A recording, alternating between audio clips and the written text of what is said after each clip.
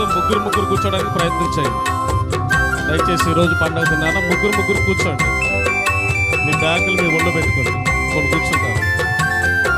మరి రండి, ముందు కూర్చోనండి. ముగ్గురు కూర్చోబెడతాను.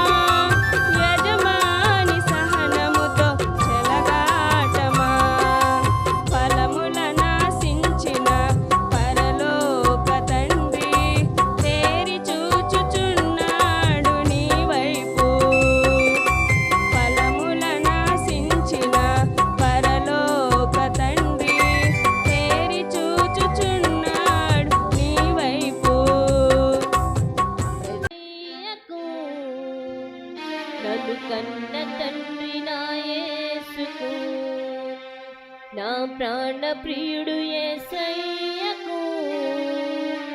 నన్ను కన్న తండ్రి నా యేసుకు. స్తుతి స్తుతి స్తుతి స్తుతి ఆరాధన, హల్లెలూయా హల్లెలూయా ఆరాధన. స్తుతి స్తుతి స్తుతి స్తుతి ఆరాధన, హల్లెలూయా హల్లెలూయా ఆరాధన. ఆరాధన ఆరాధన ఆరాధన ఆరాధన ఆరాధన ఆరాధన ఆరాధన ఆరాధన.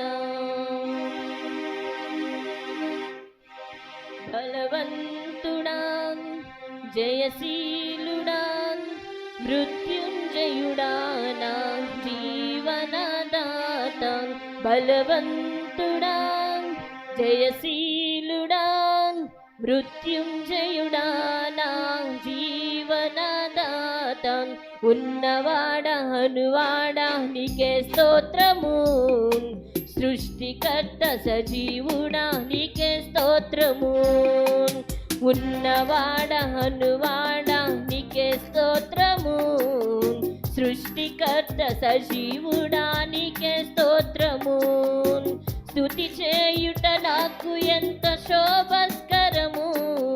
స్తుతి చేయుట నాకు ఎంత శోభస్కరము. స్తుతి స్తుతి స్తుతి స్తుతి ఆరాధన. హల్లెలూయా హల్లెలూయా ఆరాధన. స్తుతి స్తుతి స్తుతి స్తుతి ఆరాధన. హల్లెలూయా హల్లెలూయా ఆరాధన. ఆరాధన ఆరాధన ఆరాధన ఆరాధన ఆరాధన ఆరాధన ఆరాధన ఆరాధన.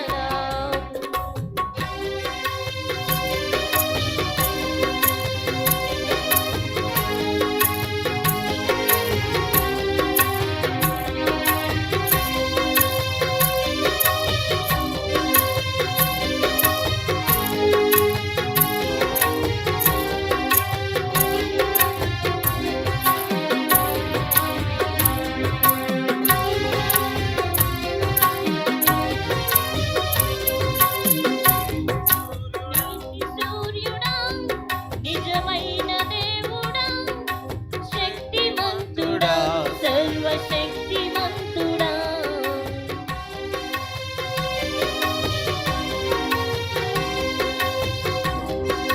నీతి సూర్యుడా నిజమైన దేవుడా, శక్తిమంతుడా సర్వశక్తిమంతుడా.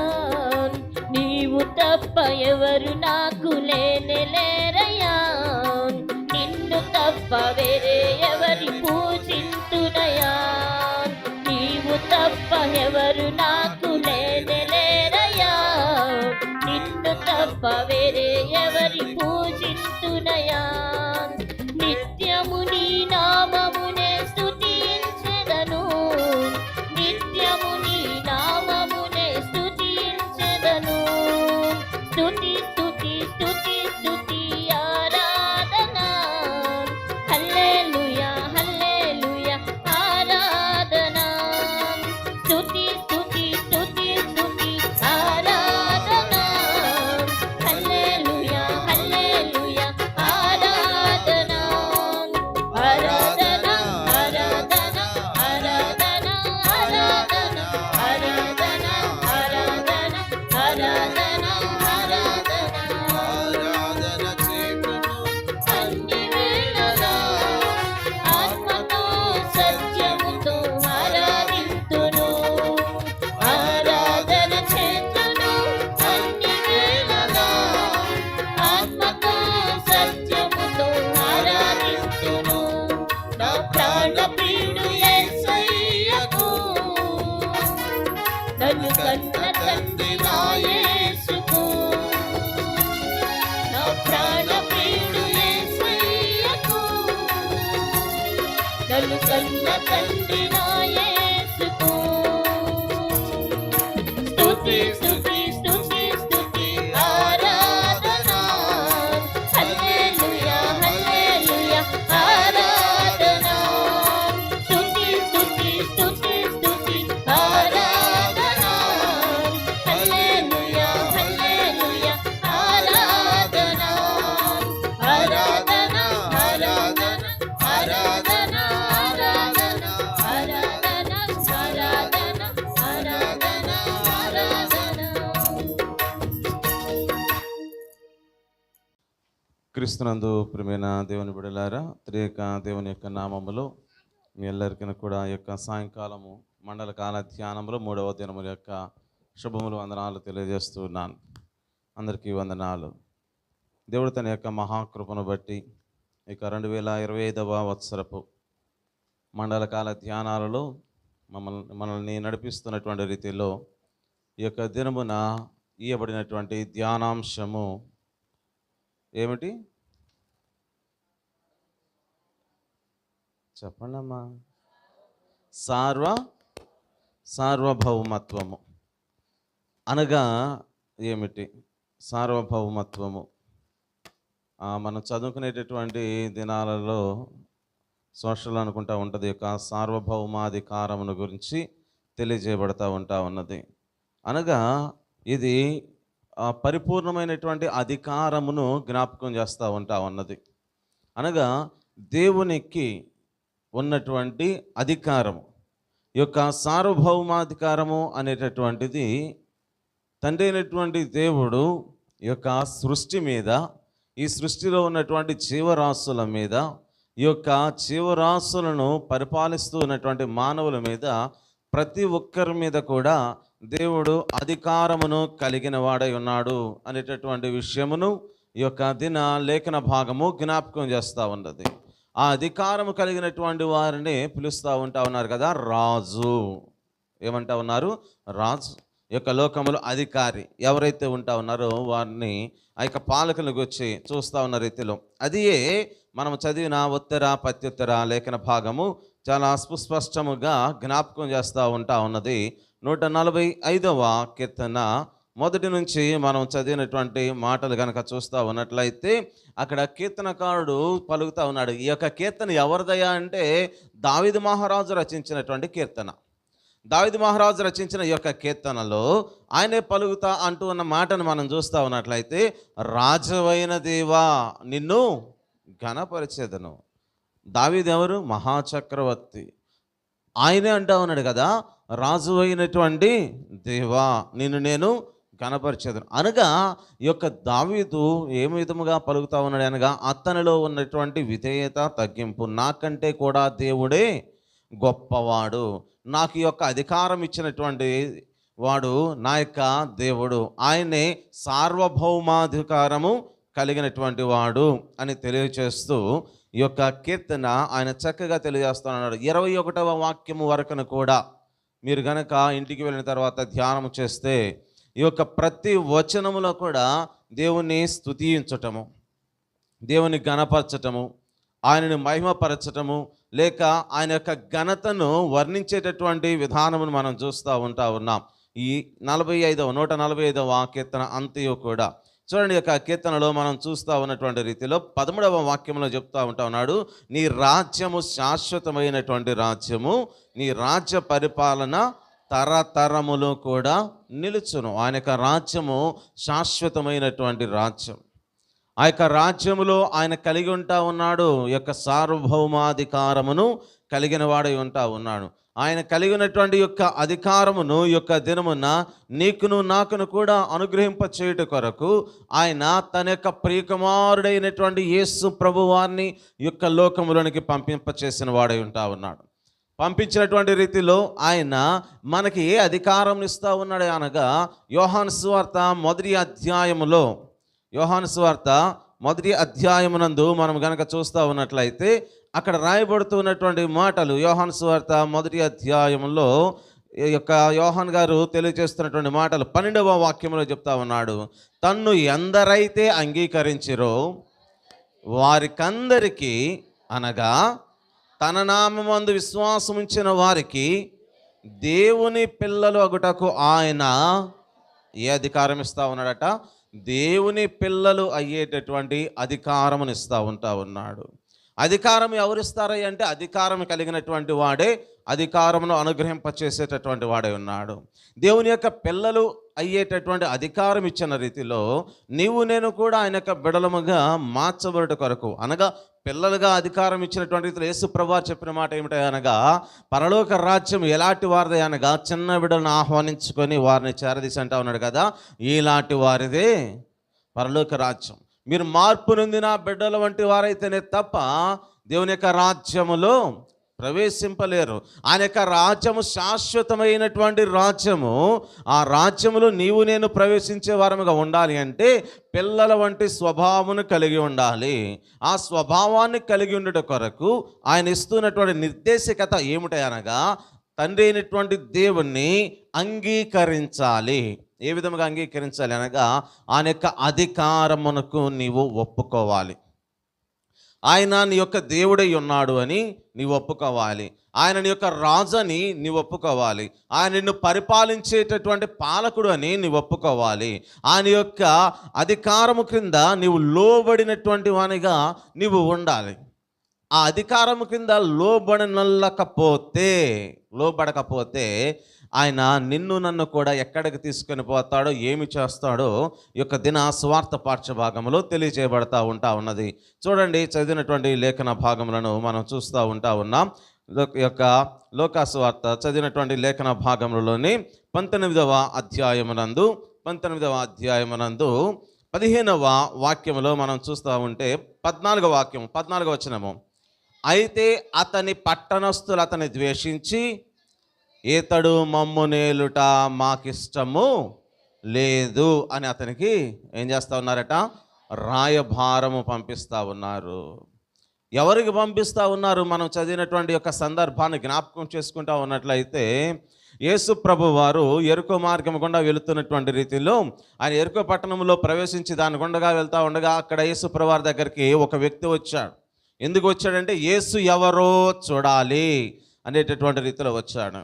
ఆయన ఎవరై అనగా సుంకము వసూలు చేసుకునేటటువంటి వాడు, అనగా పొట్టి జక్కయ్య వచ్చినప్పుడు ఆయన ఇంటికి, జక్కయ్య నీవు త్వరగా దిగిరా, నేను నీ ఇంట ఉండవలసి వచ్చినది అని చెప్పి ఆ యొక్క జక్కయ్య ఇంటిలోనికి వెళ్ళి అక్కడ విందును ఆరగించిన రీతిలో జక్కయ్య మారు మనసు పొందటము, రక్షణ భవనానికి రావటము, ఆ జక్కయ్యను గూర్చి యేసు ప్రభువారు ఇచ్చిన ఒక గొప్ప సాక్ష్యం చూస్తూ ఉన్నాం. ఆ చూసినటువంటి రీతిలో యేసు ప్రభువారు పలికేటటువంటి మాట ఏమిటి అనగా, నశించిన దాన్ని వెదికి రక్షించడానికి మనుష్య కుమారుడు వచ్చెను అని చెప్తా ఉన్నాడు. నశించిపోతున్నటువంటి వారిని వెదికి రక్షించేటటువంటి అధికారము ఎవరికి ఉన్నది అనగా, సార్వభౌమాధికారము కలిగిన రీతిలో మనుష్య కుమారునిగా వచ్చిన యేసుక్రీస్తు ప్రభు వారికి ఉన్నది. ఆయన అధికారం కలిగిన రీతిలో ఈ యొక్క మాటలన్నీ కూడా ఏ మాటలు? ఇతడు అబ్రహాము కుమారుడే, నేడు ఇంటికి రక్షణ వచ్చి ఉన్నది, నశించిన దాన్ని వెదికి రక్షించడానికి మనుష్య కుమారుడు యొక్క లోకానికి వచ్చాడు అని చెప్తా ఉండగా అక్కడ ఉన్నటువంటి ప్రజలు అనుకుంటా ఉన్నారట. 11వ వాక్యంలో మనం చూస్తూ ఉన్నాం, యెరూషలేమునకు ఆయన సమీపించేటటువంటి రీతిలో దేవుని రాజ్యము వెంటనే వస్తుంది అని వారు మాట్లాడుకుంటా ఉండగా వారికి అప్పుడు ఉపమానం చెప్తా ఉన్నాడు. దేవుని రాజ్యం వెంటనే వస్తుంది అని భావిస్తున్నటువంటి రీతిలో దేవుని రాజ్యము వెంటనే రాదు. దేవుని యొక్క రాజ్యం రావడానికి కొంత సమయం ఉన్నది. దేవుని యొక్క రాజ్యం ఎప్పుడు వస్తుంది అంటే, ఈ యొక్క రాజకుమారుడు లేకపోతే ఈ యొక్క రాజు ఏం చేస్తూ ఉన్నాడు అనగా, దేశాంతరము పోతా ఉన్నాడు. దేనికి వెళ్తా ఉన్నాడు అనగా 12వ వచనంలో ఉన్నది, రాజకుమారుడు ఒకడు రాజ్యము సంపాదించుకొని మరలా రావాలనని దూరదేశమునకు ప్రయాణమై తన దాసులు 10 మందిని పిలిచి వారికి 10 మీనాలను ఇచ్చి, నేను వచ్చు వరకు కూడా ఏం చేయమంటా ఉన్నాడు? వ్యాపారము చేయడని వారితో చెప్పాను అనగా ఈ యొక్క మాట, ఆయన 10 మంది దాసులను పిలుచుకున్నాడు. 10 మందికి ఎన్ని మీనాలు ఇచ్చాడు? 10 మందికి 10 మీనాలు ఇచ్చాడు. ఒక్కొక్కడికి ఎన్ని ఇచ్చాడు? ఒక్కొక్కటి చొప్పునని ఇచ్చాడు. 10 మందిని పిలిచి 10 మందికి ఒక్కొక్క మీనా చొప్పున ఇచ్చి ఉండగా ఆ 10 మందిలో ముగ్గురిని ఆయన మొదటిగా పిలుస్తూ ఉన్న రీతిలో మొదటి వాడిని పిలవగానే అతడు వచ్చి అంటా ఉన్నాడు, అయ్యా నీవు ఇచ్చినటువంటి మీనా వలన, 16వ వాక్యంలో ఉన్నది, నీవు ఇచ్చినటువంటి మీనా వలన నేను 10 మీనాలను లభించినవి నాకు. మరలా 2వ వాడిని పిలిస్తే, నీవు ఇచ్చినటువంటి మీనా వలన నేను 5 మీనాలను సంపాదించుకున్నా. అనగా ఒక్కొక్కటే ఇచ్చింది, కానీ వారి యొక్క సామర్థ్యాన్ని బట్టి, వారి యొక్క తలాంతులు అనేటటువంటిది, వారి యొక్క లాభసాధన అనేటటువంటి దానిని పెంపొందింప చేసుకున్న వారై ఉన్నారు. వారికి ఇచ్చినటువంటి యొక్క విధానమునే మనం చూస్తూ ఉన్నటువంటి రీతిలో ఆత్మీయముగా నీవు నేను కూడా గ్రహించుకొనుట కొరకు ఏమిటాయి అనగా, తండ్రి అయినటువంటి దేవుడు కూడా తన యొక్క ప్రియకుమారుడైనటువంటి యేసుక్రీస్తు ప్రభువారిని మన మధ్యకి పంపించినటువంటి రీతిలో ఆ యొక్క ప్రియ కుమారుడు కూడా ఆయన పరమునకు ఎత్తబడుతూ ఉన్నటువంటి తరుణంలో తన శిష్యులైనటువంటి వారందరిని కూడా పిలిచి, మీరు సర్వలోకమునకు వెళ్ళి సర్వ సృష్టికి సువార్తను ప్రకటించండి అని చెప్పి పంపిస్తూ ఉన్నాడు. అలాగే ఆయన తన యొక్క శిష్యులైనటువంటి వారిని భూమి మీద ఉండగానే ఒకానొక సందర్భంలో వారిని స్వార్థ పనికి పంపిస్తూ, మీరు ఏ ఇంటి అయితే ప్రవేశిస్తారో ఆ ఇంటికి సమాధానం కలుగునని ప్రకటించండి. ఆ యొక్క ఇల్లు యోగ్యమైనదైతే మీరు ప్రకటించేటటువంటి సమాధానము ఆ ఇంటికి లభిస్తుంది అని చెప్పి వారిని పంపించినటువంటి రీతిగా ఈ యొక్క రాజకుమారుడు కూడా వెళ్తూ ఉన్నటువంటి రీతిలో, దేశాంతరము పోతున్నటువంటి రీతిలో ఒక్కొక్కరికి కూడా ఒక్కొక్క తలాంతరం ఇస్తూ ఉన్నాడు. అనగా అధికారం కలిగినటువంటి వాడు అధికారం ఇస్తూ ఉన్నాడు. ఏ విధముగా ఆయన అంగీకరించిన వారు ఎందరైతే ఉన్నారో వారందరూ కూడా దేవుని పిల్లలయ్యేటటువంటి అధికారమును అనుగ్రహించినటువంటి రీతిగా ఆయన యొక్క 10 మీనాలలో ఒక్కొక్క మీనాను ఇచ్చినటువంటి రీతిలో ఆయన వెళుతూ, మీరు వ్యాపారము చేయండి, లాభం సంపాదించుకునని చెప్తా ఉన్నాడు. వ్యాపారము అనగానే లాభదాయకమైనటువంటి రీతిలో లోకపరమైనటువంటి ఆలోచన కాదు, కానీ క్రీస్తు ప్రభువు వారు చెప్పినటువంటి మాట, స్వార్థను ప్రకటించండి, ఆత్మలను సంపాదించండి అని తెలియజేస్తూ ఉన్నాడు. ఇక లోకములనట మానవుడైనటువంటి వాడు ప్రసంగం చెప్తే, ఒక ప్రసంగము వలన ఇక్కడ ఉన్నటువంటి ఈ యొక్క ప్రాంగణంలో ఉన్నటువంటి వారు వింటారు. ఇప్పుడు మనం ఈ యొక్క సోషల్ మీడియా ఉపయోగిస్తూ ఉన్నాం కాబట్టి దీన్ని చూసినటువంటి వారు వినేటటువంటి వారై ఉంటారు. కానీ ఇచ్చేటటువంటి యొక్క తలాంతులలో దేవుడు ప్రార్థన అనేటటువంటి తలాంతును కూడా మనకిస్తూ ఉన్నాడు. ఈ యొక్క ప్రార్థన ఏమిటి? ప్రసంగం అంటేనేమో ఇక్కడ ఉన్నటువంటి మీ అందరితో ఇక్కడ నిలబడినటువంటి నేను, లేకపోతే ఇక్కడ ఎవరైతే నిలబడతారో వారు మాత్రమే మాట్లాడేటటువంటి వారై ఉంటారు. కానీ నీవు ప్రార్థన చేస్తే ఎవరితో మాట్లాడుతూ ఉన్నావు? ప్రభువుతో మాట్లాడుతూ ఉన్నావు. నువ్వు ప్రజలతో మాట్లాడడానికి ఇష్టపడు కాదు, కానీ ప్రభువుతో మాట్లాడడానికి ఇష్టపడాలా. నువ్వు ప్రభువుతో మాట్లాడితే ప్రపంచాన్ని కూడా కదిలించగలిగినటువంటి శక్తిమంతునివి కాగలిగిన వాడవి ఉంటావు. చాలామంది కూడా ప్రార్థన చేయటానికి మాత్రం ఇష్టపడరు, కానీ ప్రసంగాలు చెప్పటానికి అధిక ప్రాధాన్యతను కలిగే వారిగా ఉన్నారు. అయితే దేవుని యొక్క దినమున ఇచ్చినటువంటి తలాంతులను మనము సద్వినియోగం చేసుకునేటటువంటి రీతిలో ఆయన ఏం చెప్తా ఉన్నాడు అనగా, మీ అందరికీ ఒక్కొక్క మీనా ఇచ్చి మీరు లాభము సంపాదించండి అని చెప్పి ఆయన ఎక్కడికి వెళ్ళాడట? ఆయన ఎక్కడికి వెళుతూ ఉన్నాడు? దేశాంతరం, దూర దేశమునకు ప్రయాణమై వెళ్ళిపోయాడు. వెళ్ళినటువంటి వాడు మరలా తిరిగి వస్తూ ఉన్నాడు. ఆయన తిరిగి వచ్చేలోపు జరిగినది ఏమిటా అంటే, అక్కడ ఉన్నటువంటి ఆ 10 మందిలో కూడా కొందరు ఆ యొక్క ప్రాంతంలో ఉన్నటువంటి వారంటా ఉన్నారు కదా, మమ్మలను ఈయన పరిపాలించటము మాకు ఇష్టము లేదు అని చెప్తా ఉన్నాడు. ఇతడు మమ్మల్ని ఏలుట మాకు ఇష్టం లేదు అని అతను వెనుక రాయభారమును పంపించినటువంటి వారై ఉన్నారు. ఆ రాయబారము పంపించినటువంటి వారికి ఏమి జరుగుతూ ఉన్నది అనగా, చూడండి చివరి మాటలో ఉన్నది.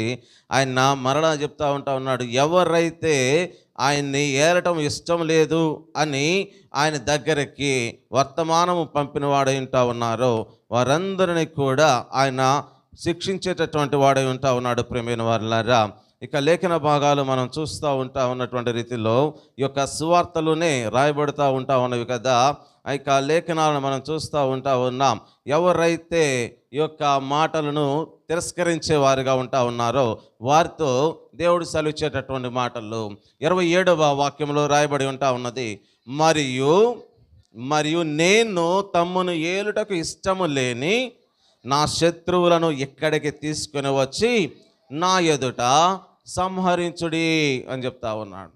ఆయన ఏలటం ఇష్టం లేనటువంటి వారు ఆయనకి విరోధమైనటువంటి భావన కలిగినటువంటి వారై ఉన్నారు. అనగా ఇక్కడ మనం గమనించవలసినది ఏమిటి అనగా, ఆయనకి సార్వభౌమాధికారము అనేటటువంటిది ఉన్నది. అనగా ఏమిటి? ఆయన శిక్షించడానికి అధికారం ఉన్నది, క్షమించడానికి అధికారం ఉన్నది, ప్రేమించడానికి అధికారం ఉన్నది, ఆయన దూషించడానికి కూడా అధికారం అనేది ఆయనకు ఉన్నది. అటువంటి అధికారం కలిగినటువంటి రీతిలో మనము పరిశుద్ధ గ్రంథంలో నుంచి కొందరి జీవితాలను గనక మనం జ్ఞాపకం చేసుకుంటా ఉన్నట్లయితే, ఇశ్రాయేలు ప్రజలైనటువంటి వారి యొక్క ఉదంతమునే మనం చూస్తూ ఉన్నట్లయితే, ఇశ్రాయేలు ప్రజలు దేవుని చేత ఎన్నిక చేయబడినటువంటి జనాంగమై ఉన్నారు. దేవుని చేత ఎన్నిక చేయబడినటువంటి యొక్క ప్రజలైనటువంటి వారు దేవునికి విరోధముగా వారు ప్రవర్తించినటువంటి వారి యొక్క ప్రవర్తనను బట్టి తండ్రి అయినటువంటి దేవుడు ఏమి చేసి ఉన్నాడు అనగా అష్షూరీయులకు ఇశ్రాయేలు ప్రజలను అప్పగించేశాడు. అష్షూరీయులకు అప్పగించినటువంటి తర్వాత ఇశ్రాయేలు మీద దేవునికి కోపం ఉండి ఇశ్రాయేల్ మీద ఉన్నటువంటి కోపం చేత అష్షూరీయులకు అప్పగించాడు. అయితే అష్షూరీయులైనటువంటి వారు ఇశ్రాయేల్ ప్రజలను శిక్షిస్తూ ఉన్నటువంటి రీతిలో ఆ యొక్క రాజు దేవునికి విరోధముగా నడుస్తూ ఉండగా ఇశ్రాయేల్ మీద ఉన్నటువంటి కోపమును బట్టి ఈ యొక్క అష్షూరీయులు చేసే తప్పులములను, వారు చేసే తప్పిదములను తండ్రి అయినటువంటి దేవుడు ఏమైనా క్షమించి వదిలిపెట్టాడంటే ఏమాత్రము కూడా విడిచిపెట్టలేదు. చూడండి, యెషయా గ్రంథము 10వ అధ్యాయమునందు యెషయా గ్రంథం 10వ అధ్యాయము 5వ వాక్యం నుంచి మనం చూస్తూ ఉన్నట్లయితే, అష్షూరీయులకు శ్రమ, వారు నా కోపమునకు సాధనమైన దండము, నా దుడ్డు కర్ర, నా ఉగ్రత వారి చేతిలో ఉన్నది. అష్షూరీయులకు శ్రమ అని జ్ఞాపకం చేస్తూ ఉన్నారు.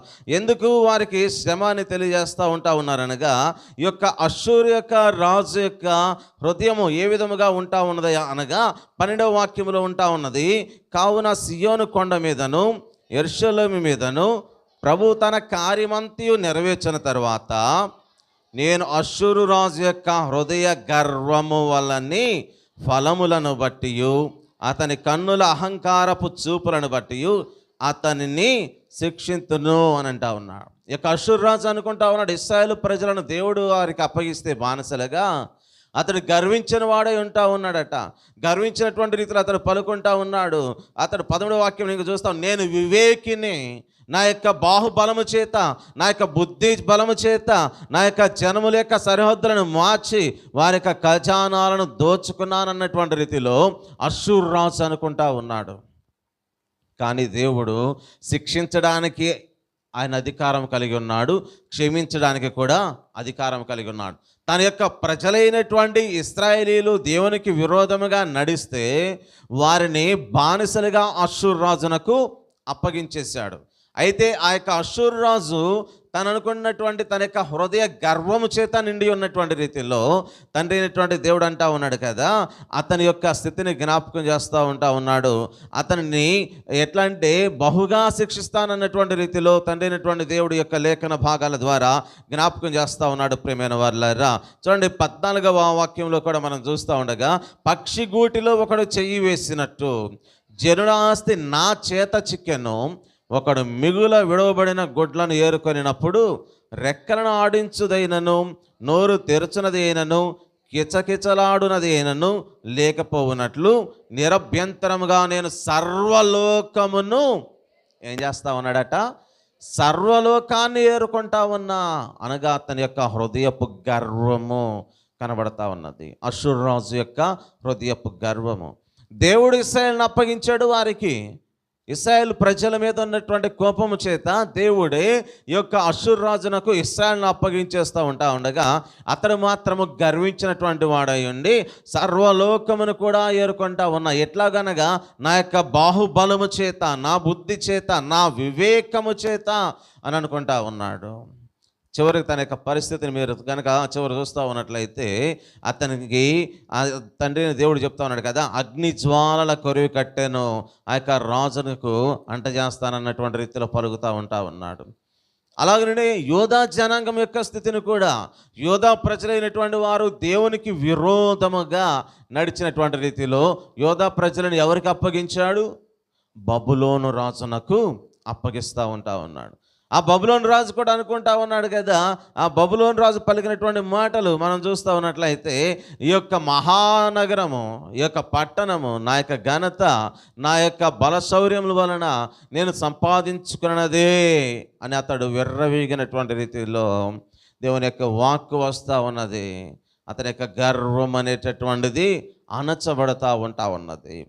తండ్రి అయినటువంటి దేవుడే సార్వభౌమాధికారం కలిగిన వాడై ఉండగా ఆ తండ్రి అయినటువంటి దేవునికి మనము లోబడి ఉండవలసినటువంటి వారమై ఉన్నాం.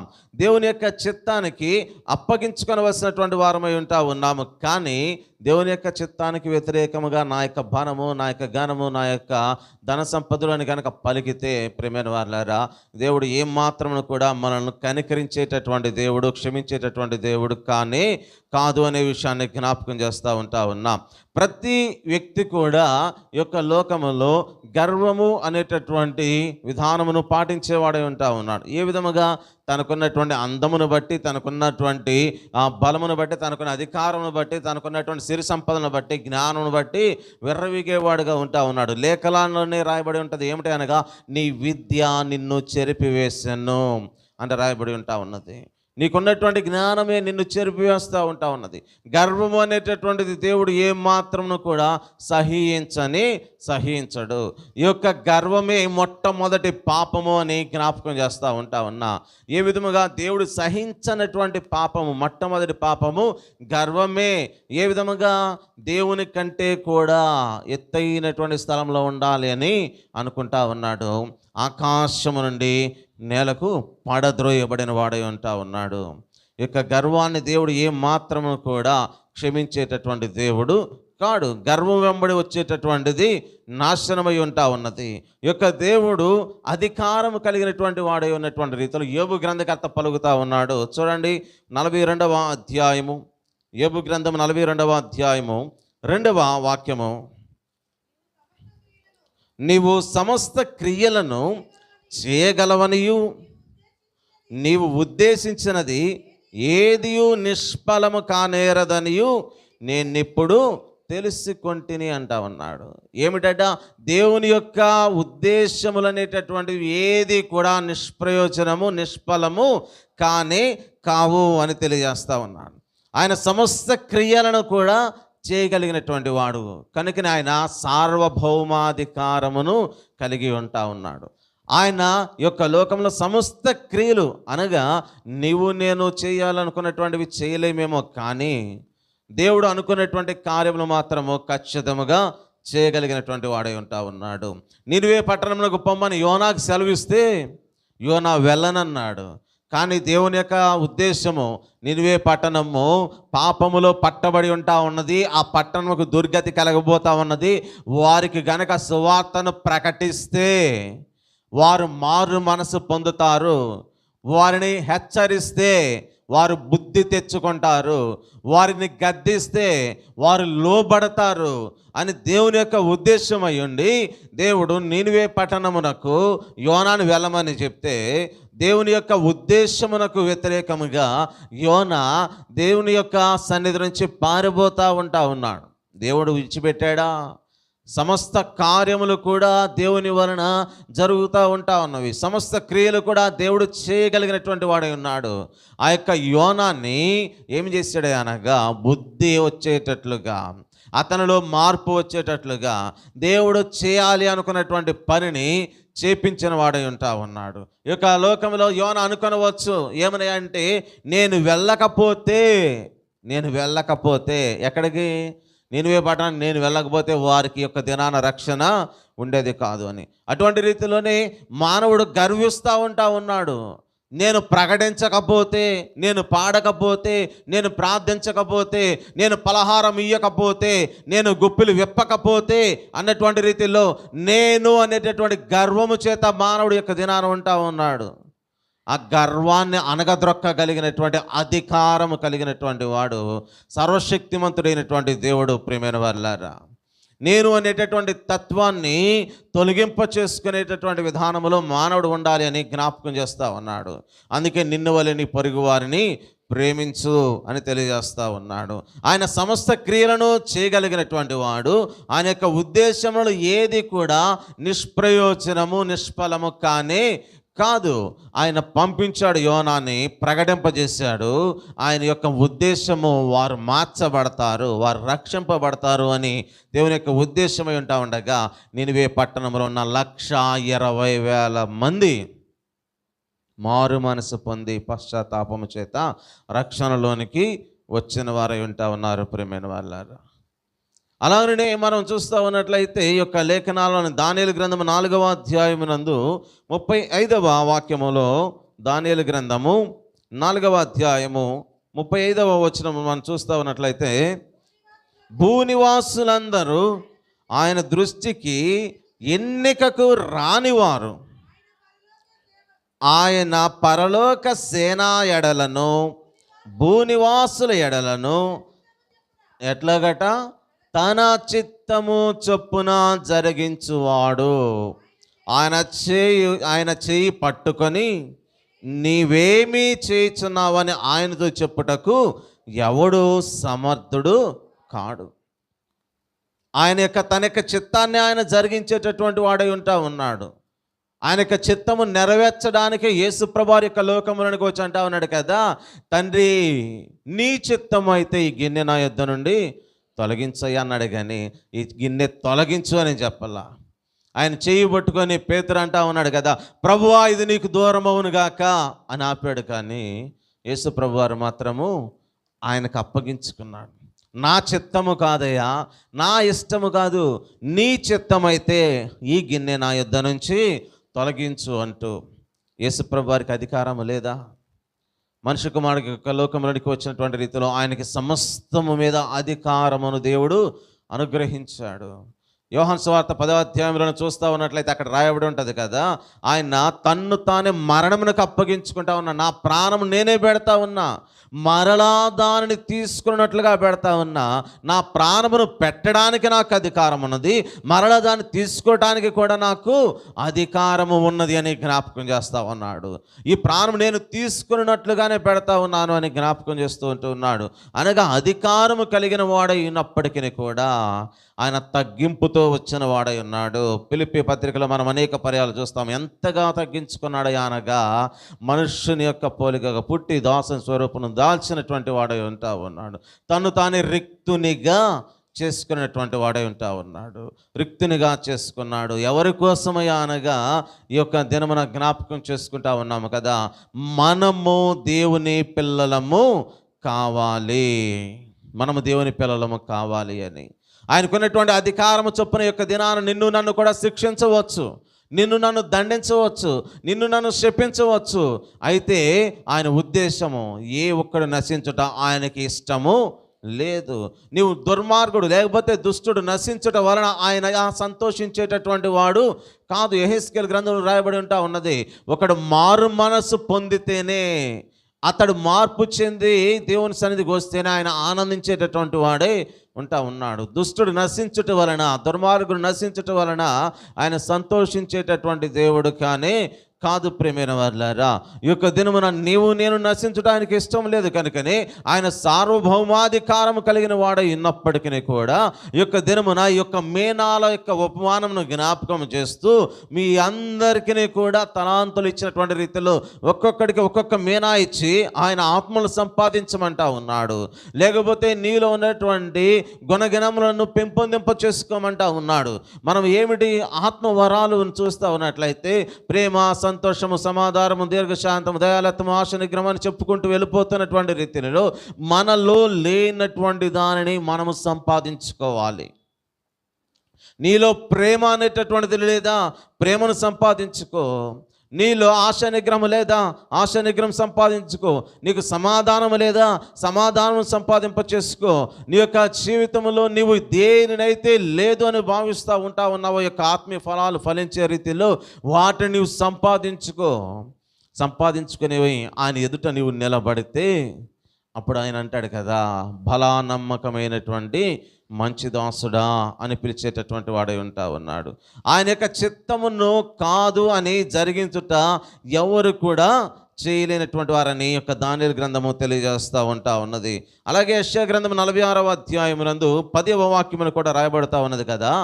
యెషయా గ్రంథము 46వ అధ్యాయము, అమ్మా నా ఆలోచన నిలుచుననియు నా చిత్తమంతయు నెరవేర్చుకొందుననియు చెప్పుకొనుచు ఆది నుండి నేనే కలగబోవు వాటిని తెలియజేయుచున్నాను. పూర్వకాలము నుండి నేనే ఏటినట జరగని వాటిని కూడా, జరిగిపోయిన వాటిని, జరుగుతున్న వాటిని, జరగనటువంటి వాటిని కూడా ఆయన తెలియజేస్తూ ఉంటా ఉన్నాడు.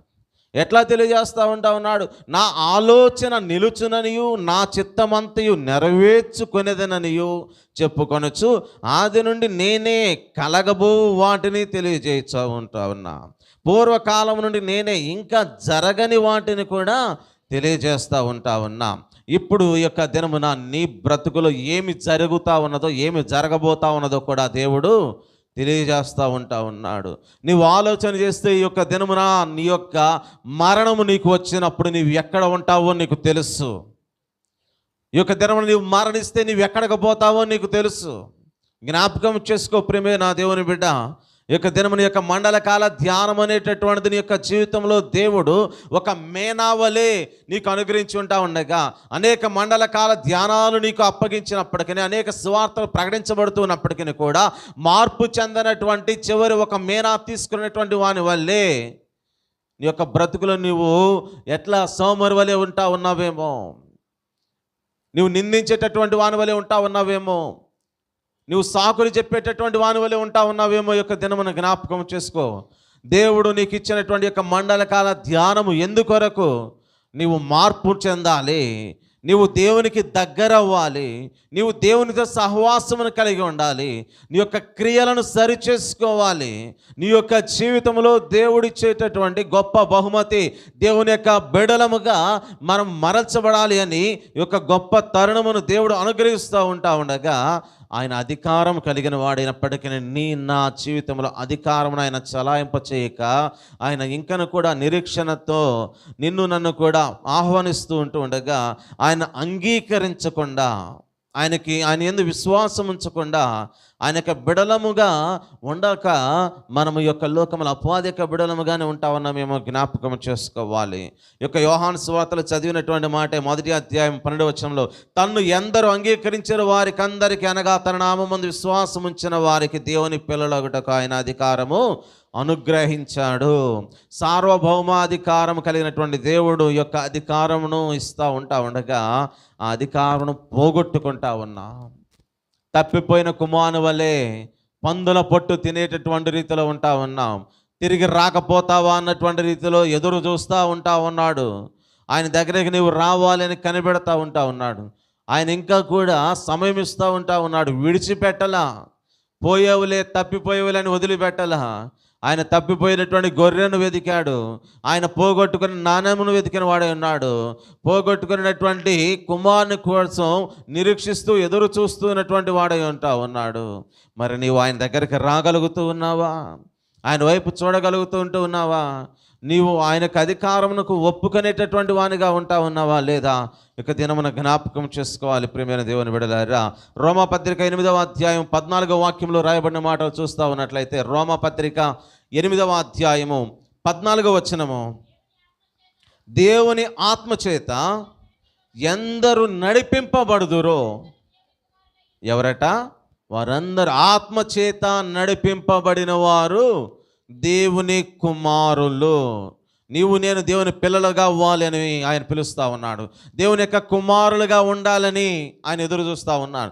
ఇప్పుడు మనము దేవుని ఆత్మచేత నడిపించబడతా ఉన్నామా, లేక దురాత్మ చేత నడిపించబడతా ఉన్నావా? దేవుని యొక్క ఆత్మచేత నీవు నేను నడిపించబడితే దేవుని యొక్క కార్యాలు చూస్తాం, దేవుని యొక్క మాటలు పలుకుతాం, దేవుని యొక్క మాదిరిని కనబరుస్తాం, దేవుని యొక్క కుమారులుగా ఉంటాం, కుమార్తెలుగా ఉంటాం. కానీ మన యొక్క నడక, మన యొక్క ఆలోచన విధానం, మన యొక్క ప్రవర్తన విధానం ఏ రీతిగా ఉంటా ఉన్నదో జ్ఞాపకం చేసుకోవాలి. దాని కొరకే ఈ యొక్క దినమున యొక్క చదివిన ఉత్తర ప్రత్యుత్తర భాగం 145వ కీర్తనలో రాయబడుతున్నటువంటి లేఖనాలను మనం చూస్తూ ఉన్నట్లయితే, ఆయన యొక్క రాజ్యము శాశ్వతమైనటువంటి రాజ్యము, ఆయన యొక్క రాజ్య పరిపాలన తరతరములు కూడా నిలిచి ఉండేటటువంటిది. అయితే నీకు నాకు కూడా ఆయన ఇస్తున్న ఒక గొప్ప ఆధిక్యత లేకపోతే సమయం ఏమిటి అనగా, 145వ కీర్తన 18వ వాక్యంలో చెప్తా ఉన్నాడు, తనకు మొర్రపెట్టు వారికి అందరికీ, నిజముగా మొర్రపెట్టు వారికి అందరికీ యెహోవా ఎలా ఉన్నాడట? సమీపముగా ఉంటా ఉన్నాడు. ఆయన నీకు సమీపముగా ఎప్పుడు ఉంటా ఉన్నాడు అంటే, ఆయన దగ్గరికి నీవు వచ్చినప్పుడు, ఆయనకి మొర్రబెడుతున్నప్పుడు ఆయన సమీపముగా ఉంటా ఉన్నాడు. మరలా చెప్తా ఉన్నాడు 19వ వాక్యం, తన యందు భయభక్తులు గల వారి కోరిక ఆయన నెరవేరుస్తాడు. వారి మరను ఆలకించి వారిని రక్షిస్తాడు. ఎందుకనగా ఆయన సార్వభౌమాధికారము కలిగినటువంటి వాడు. ఆయనకి అధికారం ఉన్నది, అది ఎవరు మార్చలేరు. ఆయనకున్నటువంటి అధికారమును యొక్క దినమున్న ఆ అధికారమునకు నీవు లోబడుతూ ఆయన యొక్క సన్నిధిలో ఉంటూ ఆయన యొక్క కృపను పొందుకుంటూ ఆయన యొక్క రాజ్యము శాశ్వతమైనటువంటి రాజ్యము, ఆయన పరిపాలన తరతరములు కూడా ఉండేటటువంటి పరిపాలన, ఆ పరిపాలనలో ఆయన యొక్క రాజ్యములు పాలుభాగస్థలమవుతూ ఆయన యొక్క కృపను పొందుకుందాం. అట్టి ధన్యత తండ్రి అయినటువంటి దేవుడు నీకును నాకును మనెల్లరికును దయచేయును గాక. ఆమేన్.